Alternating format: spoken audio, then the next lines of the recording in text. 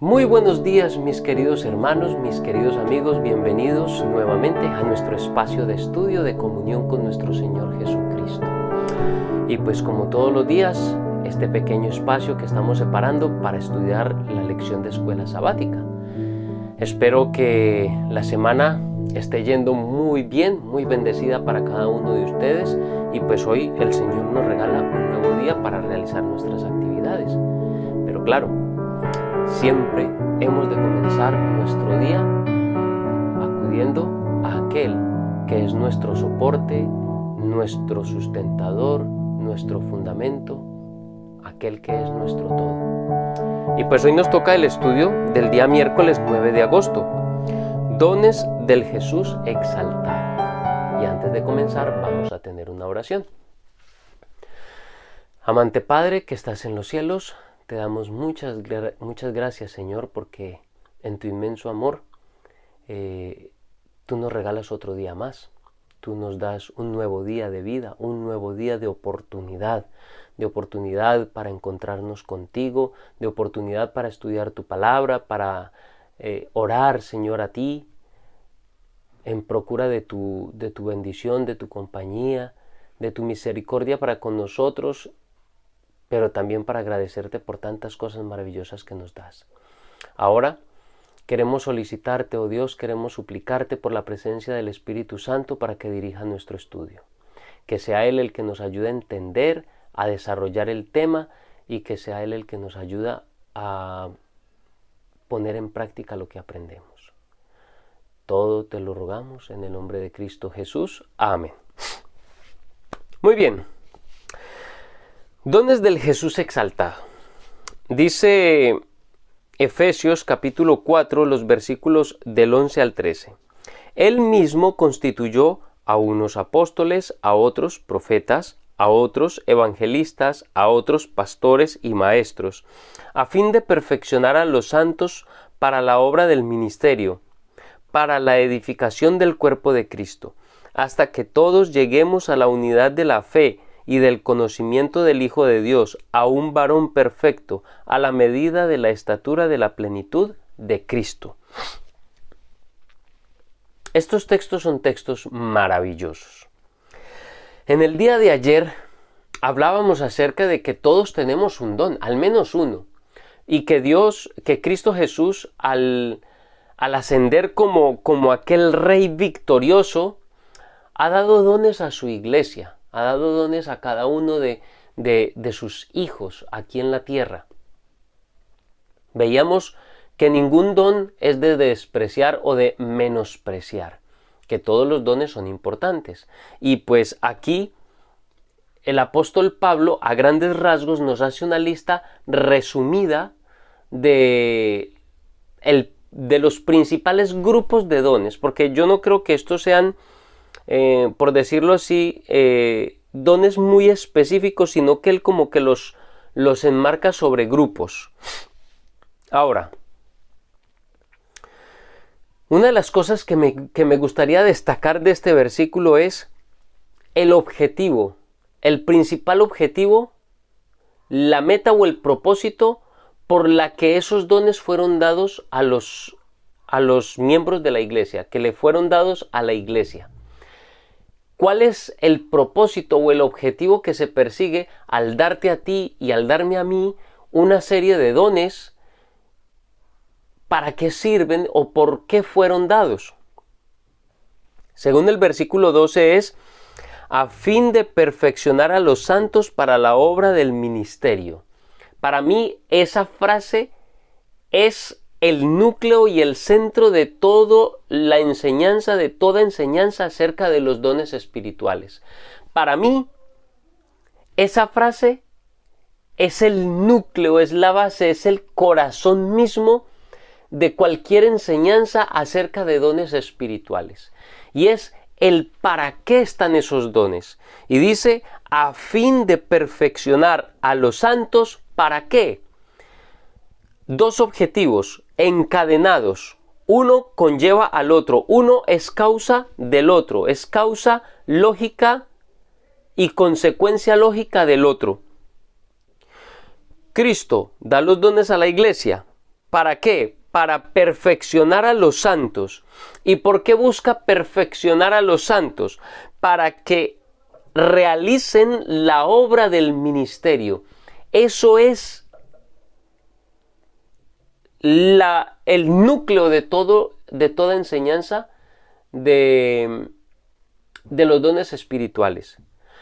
Fueron dados para perfeccionarte a ti y para perfeccionarme a mí, para realizar el ministerio del Evangelio, para predicar la palabra, para buscar y encontrar y hallar lo que se había perdido y por lo que Cristo vino a vivir, a buscar, a morir, a rescatar.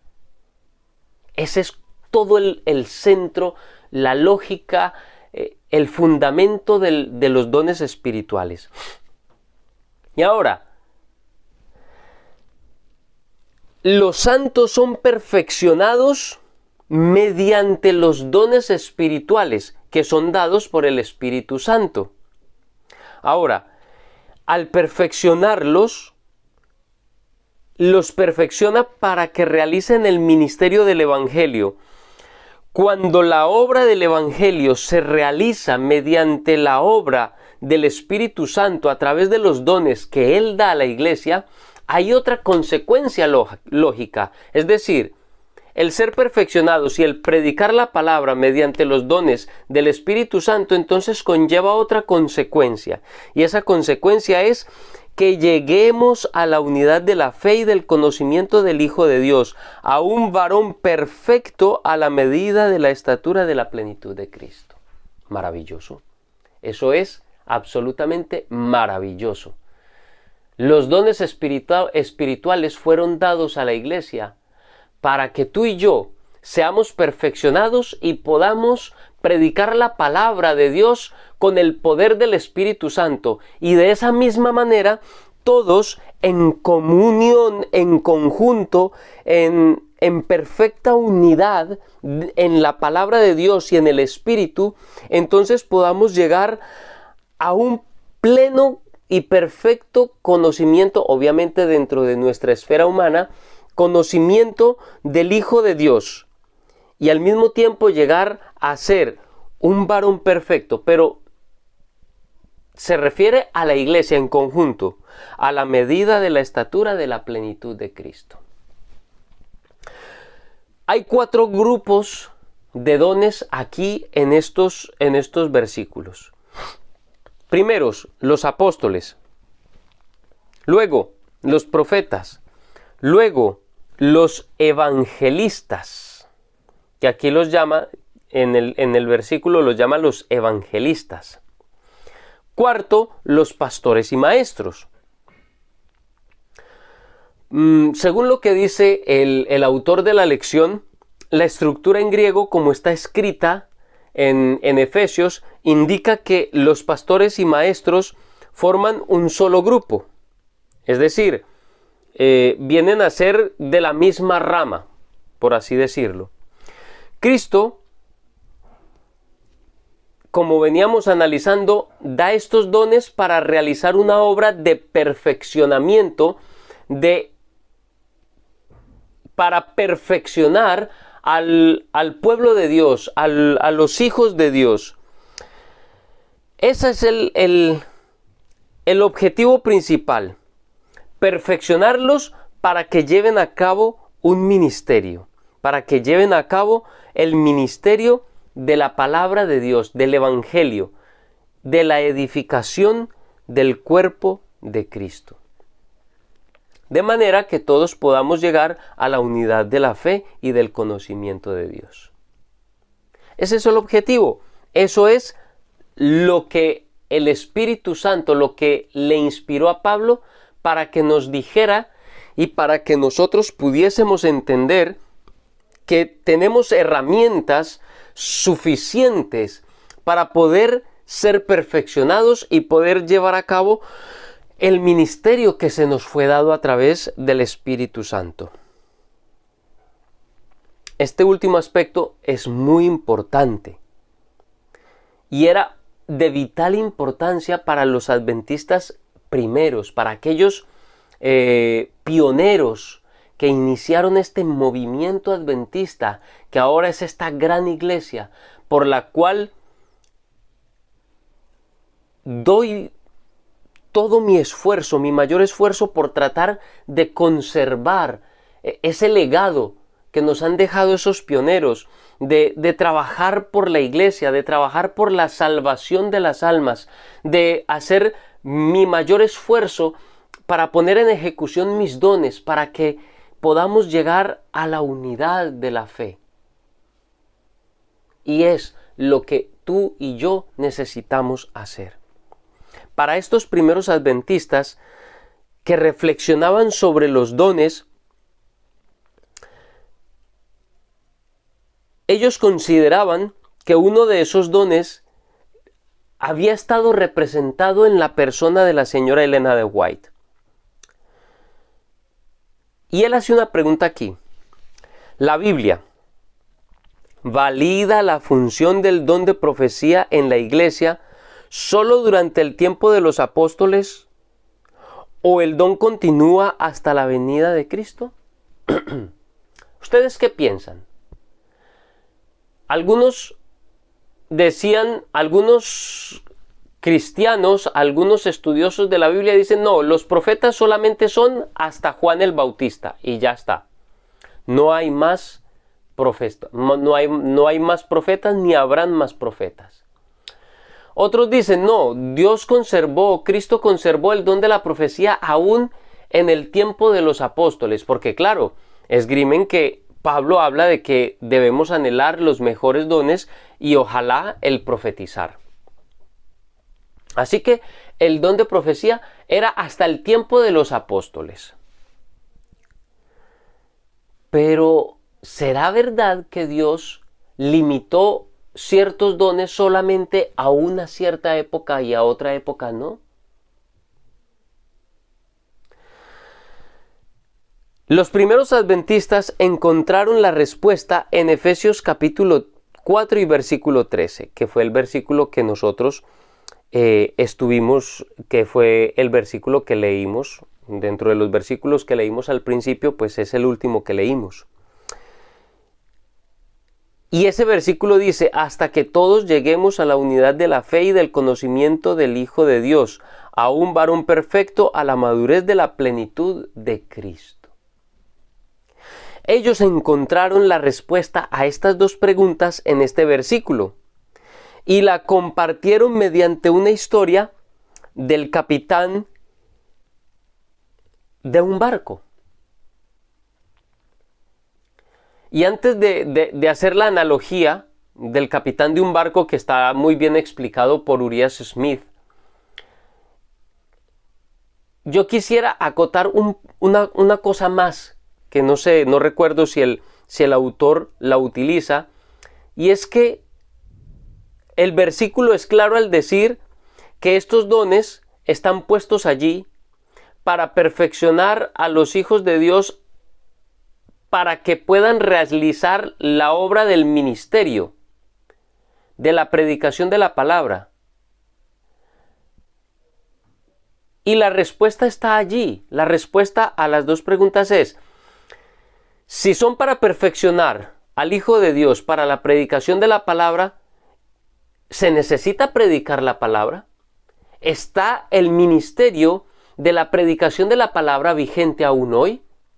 Si es así, entonces aún hoy están vigentes esos dones, los dones todos completos, porque aún la iglesia sigue necesitando que sus miembros sean perfeccionados mediante los dones espirituales para que realicen la obra del ministerio. Además, el versículo 13, que es donde ellos encontraron la respuesta, dice, hasta que todos lleguemos a la unidad de la fe. ¿Lo hemos logrado plenamente ya ahora? Creo que no, todavía nos falta. Entonces aún necesitamos los dones. Dice, y a la unidad de la fe y del conocimiento del Hijo de Dios a un estado perfecto, a la madurez de la plenitud de Cristo. ¿Ya estamos en la plenitud de la madurez de Cristo?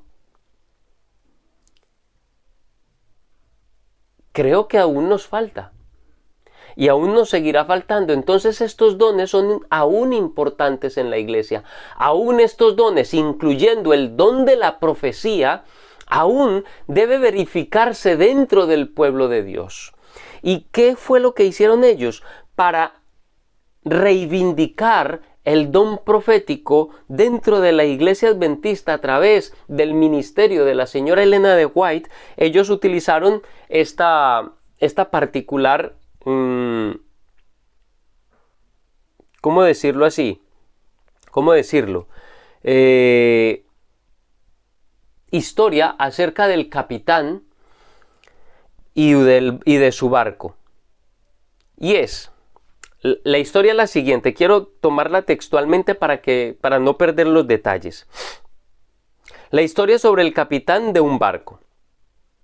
Está obligado a seguir las instrucciones provistas para un viaje, es decir, al capitán se le entrega un libro con todas las instrucciones para que pueda llevar a cabo y llegar a feliz término en su viaje.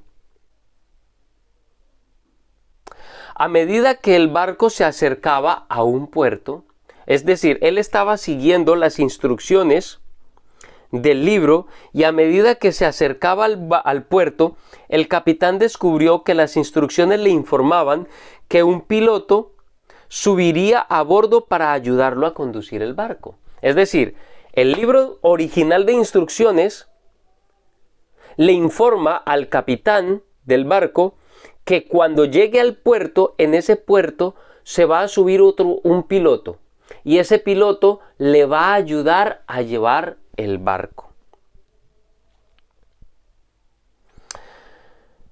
Para mantenerse fiel a las instrucciones originales, debía entonces permitir que el otro piloto subiera a bordo y obedecer las instrucciones adicionales que este nuevo piloto trae consigo al subir al barco. Ahora, la pregunta que hace Urias Smith en su escrito que aparece aquí, el escrito de Urias Smith dice, la pregunta: ¿quién ahora presta atención a ese libro de instrucciones original? O sea, ¿quién es el que realmente presta atención y sigue al pie de la letra el primer libro de instrucciones que le fue dado al capitán? ¿Los que rechazan al nuevo piloto o los que lo reciben y les instruye como les instruye este libro?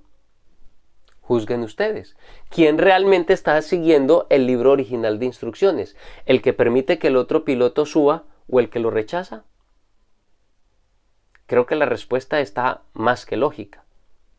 El que verdaderamente sigue el libro de instrucciones original es el que permite que ese piloto suba.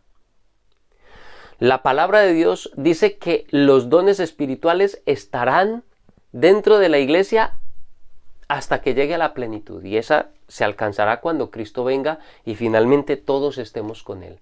Y hasta ese momento los dones seguirán fortaleciendo, perfeccionando, edificando a la iglesia de Cristo. Y uno de esos dones es el don de la profecía, y nosotros vemos que ese don de profecía se encuentra desarrollado en el ministerio de la señora Elena de White. Ahora, ¿quiénes realmente siguen la palabra de Dios? El libro de instrucciones original. Los que rechazan el ministerio de Elena de White, porque dicen no es parte del canon, no es parte del canon del libro. Es como decir, es que las instrucciones del nuevo piloto no hacen parte de las instrucciones originales. ¡Ey! Eso es falso. Porque las nuevas instrucciones del nuevo piloto sí hacen parte de las instrucciones del libro. Porque el primer libro estaba diciendo que esas instrucciones eran las que teníamos que seguir cuando él se subiera. Cuando el nuevo piloto subiera.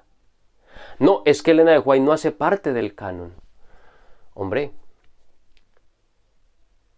el libro original dice que ese don estaría dentro de la iglesia y que debemos obedecerlo, que debemos ir en común acuerdo con todos los dones, incluyendo el don de profecía. Debemos tener cuidado al identificar los pastores, maestros y evangelistas. Porque a veces nosotros pensamos en estos cargos dentro del contexto de nuestra propia era moderna, dentro de nuestro propio contexto y dentro de nuestra propia época. Y a veces no tomamos en cuenta ellos en aquella época y en aquel contexto, qué era lo que ellos pensaban en cuanto a maestros, pastores y evangelistas. Hasta donde se puede comprobar en los días de Pablo, todos estos habrían sido líderes laicos, como los que llamamos hoy ancianos, diáconos, no sé, líderes laicos que servían en las iglesias hogares, es decir, que servían como directores, instructores, maestros, predicadores en las pequeñas iglesias o en los pequeños grupos que se formaban en las casas en Éfeso. Mis queridos hermanos, el don de profecía sigue vigente. Y damos gracias a Dios porque en nuestro pueblo podemos verificar aún la presencia del don profético. Pero todos los otros dones siguen vigentes los pastores, los evangelistas, los maestros y otra larga lista que hace Pablo en 1 Corintios capítulo 12, que también habla acerca de los dones y nos da una lista aún un poco más completa acerca de los dones, y en 1 Corintios 14, donde habla acerca de preferir los principales dones, los dones más deseables, que son por ejemplo el don de profecía, pero que también habla acerca del don de lenguas, que también es importante. El verdadero don de lenguas también puede ser útil en algunos contextos, y en el contexto en que se necesita, el Espíritu Santo lo otorgará a quien lo necesite. Y así sucesivamente todos los dones son importantes. Mi querido hermano, mi querida hermana, como te dije ayer, te hago una pregunta. ¿Has investigado? ¿Te has auscultado tú mismo y te has indagado? ¿Te has preguntado cuál es tu don? ¿Has descubierto cuál es el don que tú tienes?